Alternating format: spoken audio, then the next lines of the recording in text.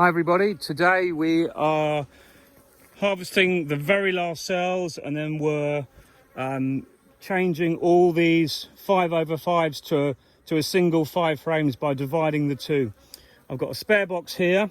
First I'm going to harvest the cells, take them up to the incubator. They're on the point of hatching, and then I'm going to split this colony into two, taking the queen away. But I've still got some good drones here in the whole of this apiary, and I've got lots of boxes I'm dividing, so I think I've already done 9 of these today.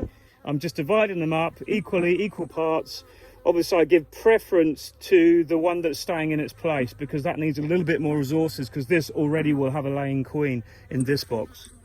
So that's what I'm doing. It's basic stuff, but it gets me, it's kind of a finishing of the year. I would have liked to have done this 2 weeks ago and give the colonies more time to requeen. We're really late now, we're pushing it. But it is what it is. So.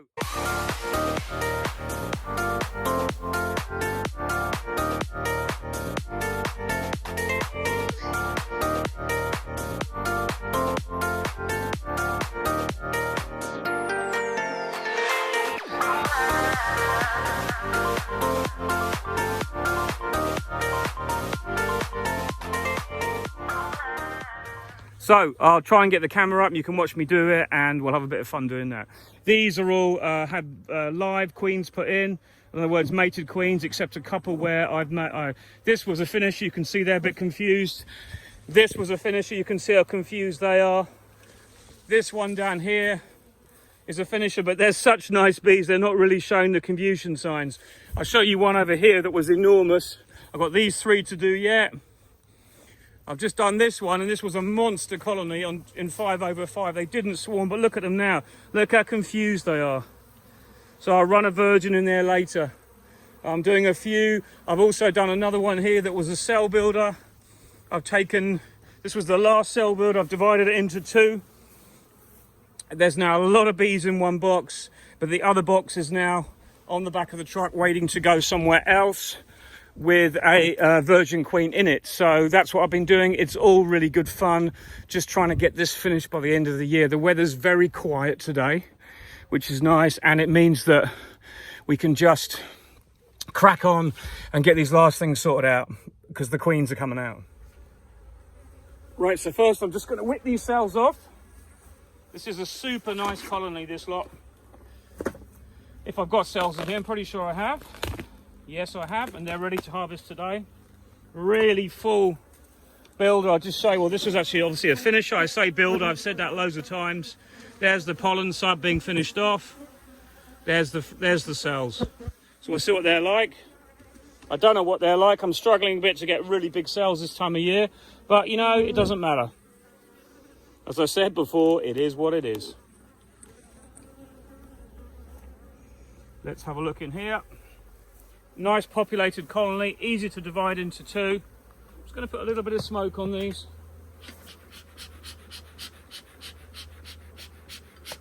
They've been maybe a little bit disturbed by me doing the other ones around.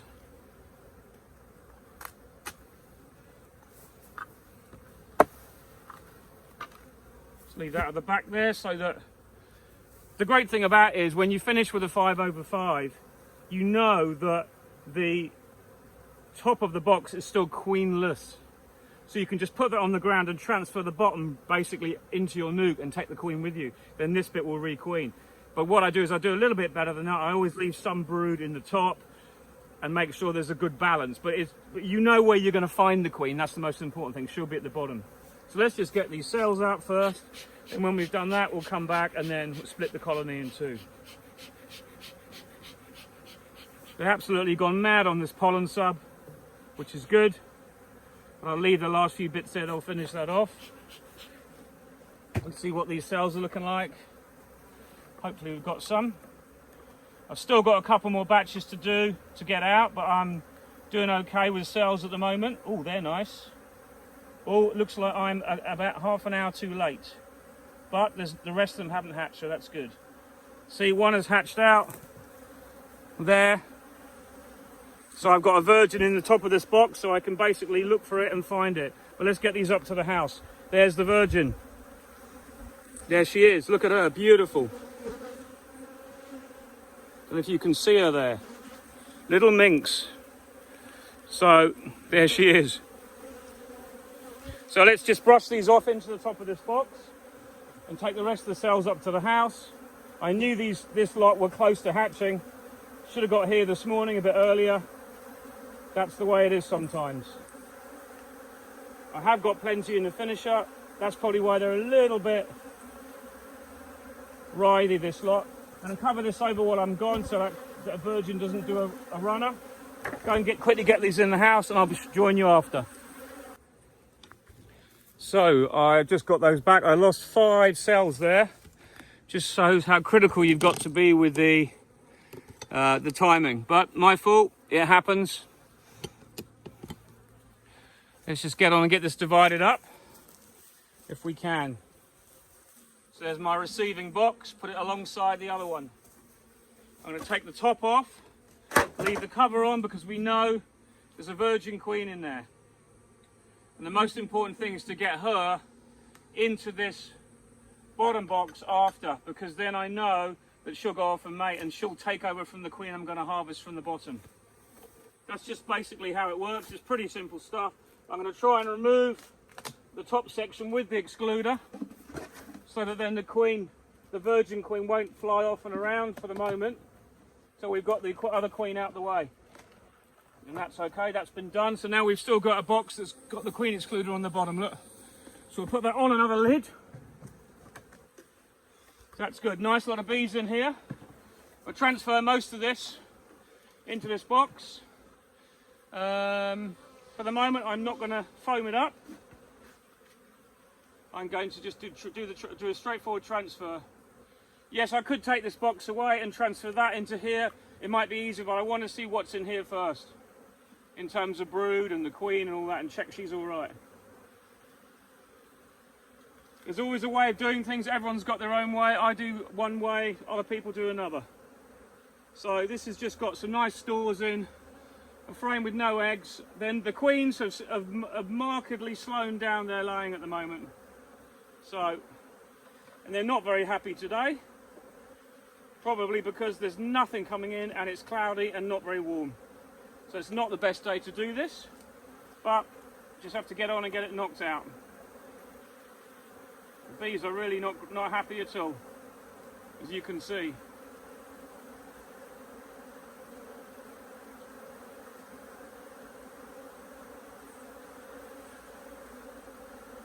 But I can see eggs in here, so I know this queen is in this bottom box. I just want to see her so I know she's gone in. This is what takes the time. Loads of eggs in here. Trouble is there's also loads of bees, so it's sometimes difficult to find the queen, and I just want to see her. I know she's the classic buckfast colour, this queen.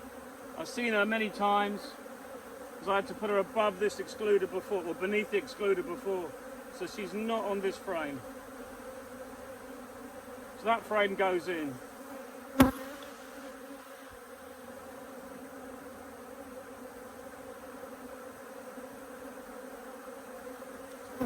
Nice frame of brood. Sealed brood. Eggs and larvae. Very nice.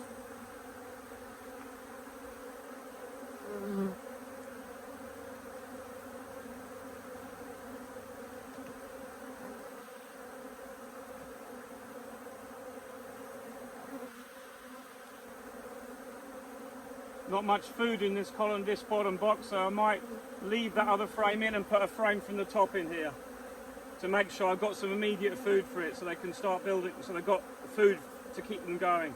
Because that's the biggest problem right now. You've got to factor in that. There's our queen. So we found her, white dot queen, really nice layer.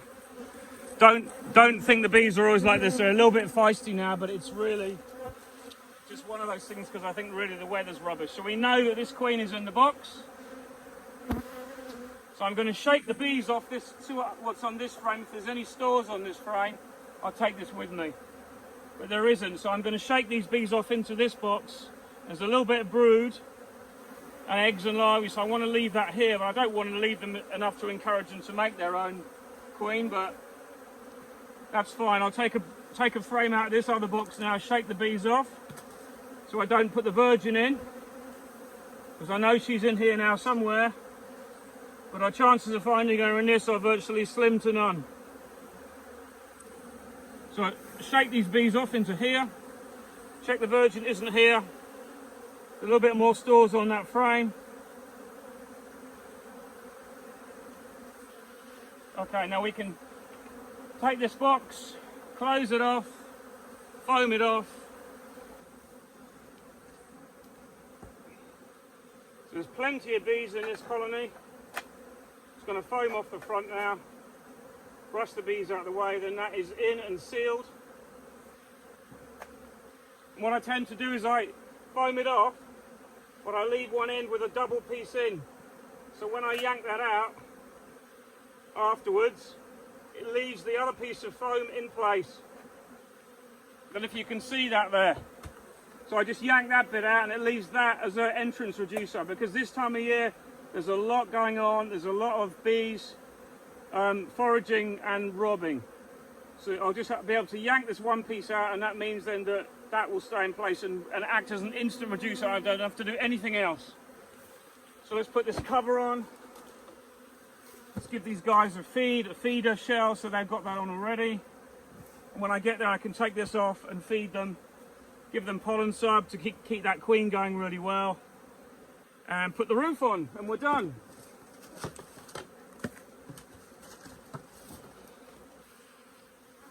Cover that for that as well. There we go. Okay, so that's another nuke made. Those bees will fly back afterwards. This goes on the truck. I write on the roof what it is, and I'll transfer the bees that are here back into this one, and I know then that this virgin queen will be on here somewhere, and even if I don't see her on the frames, I know that she'll be somewhere here. There could be a couple of virgins, but it'll look like that she'd worked her way down the frame and killed the 3 either side, or 2 either side. So one of them had hatched, one of them hadn't. So I'll try and configure this a little bit so that I'll put the brood in the middle, and they'll all settle themselves down very quickly. Luckily these finishers are really nice and strong. I wonder if I'll spot her. See, there's a little bit of brood here because this was the frame I brought up from the bottom to attract the bees up when they had the cells next to them finishing. So let's just do this. This is how I like to just, there's the virgin. There she is. So we know she's on this frame. Where's she gone now? So there she is there. And if you can see her, there is the virgin queen. So she's responsible for 5 deaths. 4 deaths, I should say, including her. But we have a virgin in here that's accepted already. She'll go, she's not very big, but she'll go off and mate. And as I say, often Bob's your uncle, Fanny's your aunt. A colony is created. People say, how do you spot a virgin queen in that? You just do because you know and you practice it. It's just what we do, you know? You know, you get all these people that post all those things on Facebook that says, find the N in all the M's. Well, you can spot it straight away when you get used to spotting queens, because you just pick it out instantly. It's what we do. You just train your eyes to do it, and you might have trouble doing it at first, but after a while you soon get good at it. So there we go. There's stores on that one as well, but I will feed this colony. I want that queen to think that the other queen has swarmed, and there's plenty of reserves coming in. Everything is pretty cool, fine and dandy, blah blah blah. It's the end of the season, but there's still drones around, and she'll mate pretty quick, that one, I imagine. And before you know it, we'll have some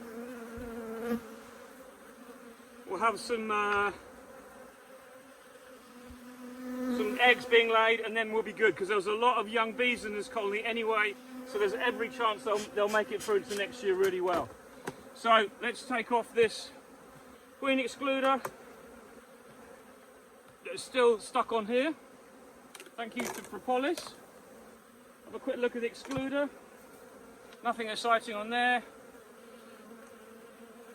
Knock those bees in there, they'll all sort themselves out. And I'll leave that like that next to the colony. Any bees remaining will climb out there within a couple of hours. It's what you do. Then you move on and get the next one done. And this is what I'm doing. I'm working through getting all my colonies done like this. Getting them all to their final stage for winter. The harvest is going okay, but I've got to put more bee escapes on, but I had to do this first today because I need to get queen cells, the recipients for queen cells, and this has to be done today because I want these queens in. I don't want them sitting in the incubator. The way they need to be is here. So I'll leave this on there. There's a few bees now all over the place. They'll set themselves down, find the queen is missing, and then they'll try and make their own one, but they won't in this case, obviously, because we have a virgin running around.